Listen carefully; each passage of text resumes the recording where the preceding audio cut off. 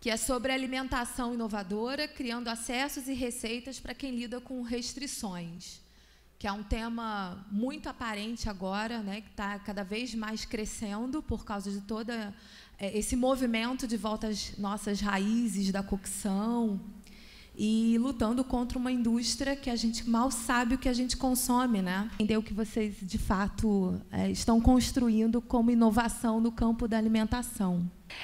Hoje eu moro, né, numa cidade do interior de São Paulo chamada Monteiro Lobato, que é onde eu tenho o sítio São Benedito. Eu comecei trabalhando, né, com o mundo dos orgânicos, principalmente, na questão do acesso, né, de como fazer com que o orgânico chegue a lugares em que ele normalmente não chegava. Mas aí a gente sentiu uma necessidade de ir para outra ponta, né, e não só estar ali pertinho do consumidor final, mas também estar junto com os produtores, né. Então resolvi virar produtora. Hoje eu moro lá no sítio, né, a gente tem cultivado ali com sistemas agroflorestais, né, para conseguir ter uma produção ali bem orgânica, né, e justamente para isso, para conseguir continuar facilitando esse acesso com esse trabalho nas duas pontas, né, tanto com os produtores ali da região, tanto com o consumidor final que, né, acho que aos poucos está aprendendo a abrir os olhos aí por que ele está comendo. Eu sou fundadora da Que Pode, que é uma linha de snacks saudáveis que só tem aquilo que pode na dieta. Então, como eu sempre, desde criança, eu gostei muito de comer saudável. Não sei de onde veio isso, porque minha família nunca me incentivou a isso. Pelo contrário, eu brigava com a minha mãe, ficava enxugando bife, brigava que ela fazia fritura. E eu sempre carregava a minha marmita comigo para todo lugar onde eu ia, porque não encontrava aquilo que eu queria comer, para não ser obrigada a comer uma coxinha, como eu comprei hoje para minha funcionária aí fora, porque não tinha outra coisa. E um dia eu fui numa feira e descobri uma tecnologia chamada liofilização, que é a mesma tecnologia usada na comida dos astronautas, que é a base do congelamento, que então o alimento é preparado normalmente, tanto os astronautas, o pessoal do exército e montanhistas também. E eu comi uma banana lá liofilizada, eu fiquei encantada, e a pessoa me explicou como que funcionava. Então, o alimento é congelado e depois vai para uma câmara de vácuo que suga todo esse gelo e faz uma sublimação, ou seja, ele passa do sólido direto para o gasoso sem derreter e tira toda a umidade do alimento sem mexer na estrutura. Então, preserva todos os nutrientes. Marcela, como chefe criativa e proprietária de um açougue vegano, não é isso? Exatamente. Boa tarde. Surgiu o No Bones por uma necessidade própria, por não encontrar produtos veganos sem soja, que isso é uma preocupação minha, no mercado. Tudo que eu encontrava no mercado era de soja. E essa minha transição foi meio complicada. Eu ia no churrasco, eu estava em transição. Puxa, o que eu vou levar?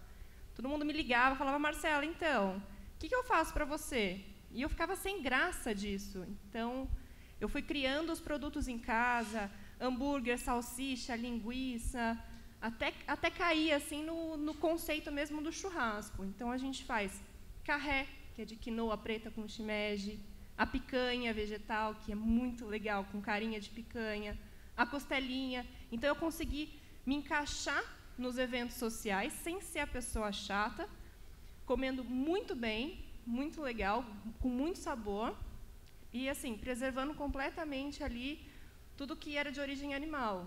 Na visão de vocês, que lidam com esse público, né, e com uma nova cultura alimentar, apesar de, no caso até da Joana, ser uma coisa de voltar aos antepassados, né, de usar melhor as propriedades dos alimentos sem tóxicos e tudo mais, vocês sentem que há um crescimento em relação a essa tomada de consciência?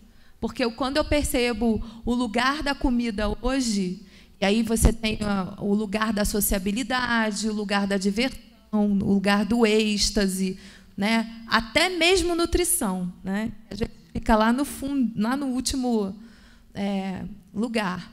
Mas vocês sentem que com essa tomada de consciência, até mesmo talvez a internet funcione como um grande veículo informativo, o negócio de vocês e a postura, vocês acabam virando influenciadoras do meio, do que está em volta de vocês, e vocês sentem que há uma mudança de perspectiva dentro desse ramo? No meu caso, assim, trabalhando com o veganismo, com os meus clientes na loja, eu tinha cliente que era completamente carnívoro, que ia lá e, não, eu vou comprar para minha filha. Aí ia comer um pedacinho, hoje eu vou comprar para mim e para minha filha. No dia seguinte, eu vou comprar para mim, para minha filha e para minha esposa. Então, foi mudando completamente a rotina de uma casa de acordo com os meus produtos ali. Então, eu senti que eu, de alguma forma, eu consegui chegar no meu objetivo, que é, se eu coloco o meu hambúrguer num prato de quem come carne, é um bife a menos. Eu achava que o meu público seria atletas, pessoal maromba, que frequenta academia. E 2 anos depois, hoje eu vendo zero em lojas de suplemento. A gente vende muito em empórios, lojas de produtos naturais, supermercados normais. E eu fico muito feliz porque eu vejo que eu estou cumprindo a minha missão, assim, que desde criancinha eu era chata e queria ficar falando para todo mundo comer saudável. Que a gente está tão acostumada aos filtros e a ser tudo tão perfeito, né? A pele não pode ter ruga, tudo não pode, né? E aí a fruta não pode ter uma manchinha, o legume não pode ser meio torto.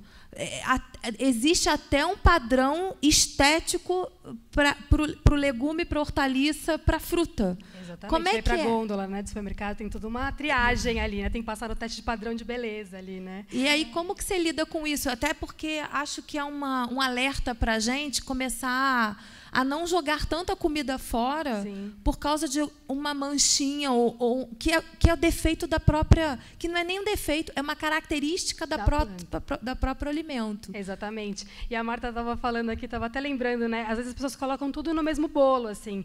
Ai, mas é orgânico, é vegano, é sem glúten, é o quê? E não sabem muito. Um produto orgânico é uma maçã, né? Uma maçã orgânica é uma maçã, igual outra maçã. E as pessoas acham, às vezes, mas eu não vou gostar porque é orgânico, né? Mas é a mesma coisa, né? É o mesmo produto que você vai consumir ali, né? Então, acho que tem um crescimento, sim, né? A produção do orgânico tem crescido 20% aí ao ano, mas eu acho que a gente ainda tem muitas barreiras por quebrar, assim, né? A questão do preço, a própria questão do acesso, da distribuição, né? A própria questão desses paradigmas, né? Isso que você estava falando da cara, é um mito essa coisa de que o orgânico é mais feio, né? A gente encontra produtos maravilhosos, né? Vem muito ali do manejo, né? De como aquele produto é produzido. Assim. Quando a gente fala de antropologia da alimentação ou consumo de uma forma geral, a gente também está falando de um posicionamento político. Fico pensando se não existe uma tendência de pensar no bem-estar, e aí eu acho que a estética pode ser uma força motriz, como foi com você, Marta. Acho também que pode pensar, quando você fala menos um boi, menos um bife, e você está defendendo os animais. E quando você está pensando, Joana, do veneno, eu estou pensando que você está combatendo uma série de indústria do agrotóxico. Estou errada? Então, a gente está falando aqui de comida, mas a gente está falando de atos políticos, né? Como é que é isso para vocês? O consumidor de vocês, aquele que está começando a se interessar, ele é motivado pelo quê? Qual é a motivação para eu entrar no seu açougue vegano? Qual é a motivação mais comum para eu começar a comprar os seus produtos orgânicos lá no seu sítio e a ter as vivências e tudo mais que você me contou? Acho que você podia contar um pouco sobre isso. Você tem a vida corrida e não tem condições de parar, sentar num restaurante ou comer em casa. E, ao mesmo tempo, essa preocupação crescente que as pessoas estão tendo com a saúde. Então, eu digo que o snack ele tem que atender a vários requisitos, que tem que ser não só saudável, ele tem que nutrir, matar a fome, ser prático e ser gostoso. Não adianta ser tudo isso e ser ruim. Ou ser gostoso e não ser saudável, ser gostoso e não matar fome, enfim. Então, tem que aliar tudo isso. Então, a motivação, eu acho que é preocupação com a saúde, a praticidade, a falta de tempo e, muitas vezes, a estética também. Quando você fala saúde, você está falando de bem-estar físico ou, por exemplo, de você estar dentro de um corpo do tamanho que você sente que você está saudável, que você está confortável nele?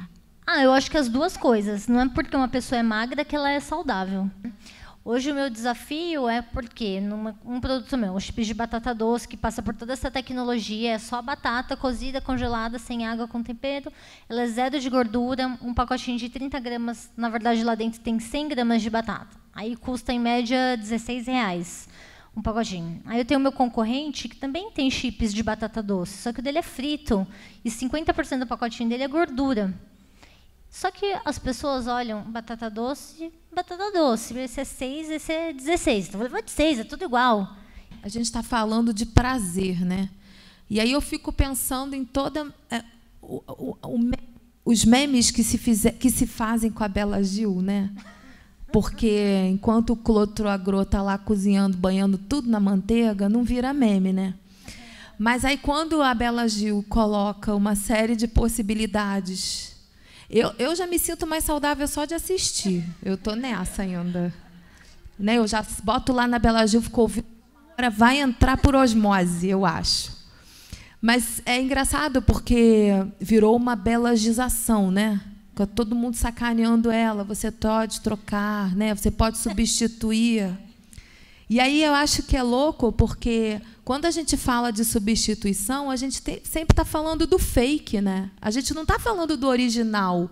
A gente sempre está falando de algo que pode ser e não, de fato, o que aquilo é. E vira uma cultura de negação do que é verdadeiro, ou seja, o industrial, o frito, como se aquela cultura alimentícia fosse a correta ou fosse a predominante e fosse a verdadeira. Eu, na verdade, né, entrei principalmente de cabeça nesse universo, mas quando eu me tornei mãe, então você começa a se preocupar, né, o que minha filha vai comer, né, que meus avós, né, uma avó teve um Parkinson super severo e ela era uma grande consumidora de adoçante, aí você fala, nossa, né, e há vários estudos que atrelam alguma coisa a outra, né, meu avô teve câncer e tal, você começa a falar, nossa, e agora essa criança que está saindo daqui, como eu vou alimentá-la, né? Então acho que a gente tem muitas mães que chegam na gente, né, nos produtores orgânicos, né, procuram produtos orgânicos por conta dessa questão, assim, né, de se preocupar ali com o que vai oferecer em casa, né, mães e pais. E a gente viu isso, assim, né, de como na educação, né, tá tão importante a gente preparar essas próximas gerações também para isso, né? Eu cresci com aquela frase do tipo, né, várias pessoas da minha geração falam, minha mãe falava isso, não, mas você come que não vai morrer, né? Ou então, dei refrigerante a vida inteira para meu filho e tô aqui, né? Minha mãe me deu refrigerante a vida inteira, eu tô aqui, sobrevivi, sabe?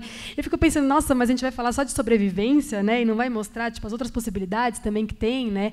Então foi daí que surgiu um pouco essa questão da vivência, né? Principalmente para o contato, né? Assim, a gente aprende muito aquilo que a gente vivencia, né?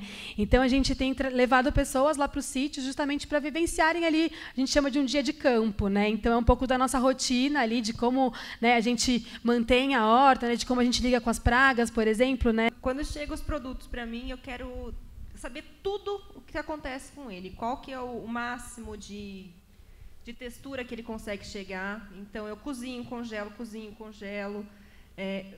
Eu faço 1000 testes com cada produto que chega para poder descobrir o grão de bico. Se eu cozinhar muito, se eu cozinhar pouco, converso. Eu tenho uma nutricionista junto comigo também, que me ajuda. Se você cozinhar muito, ele vai perder tanto de vitamina. Então, o que a gente pode colocar junto para poder criar um novo produto, para poder equilibrar toda essa parte nutricional.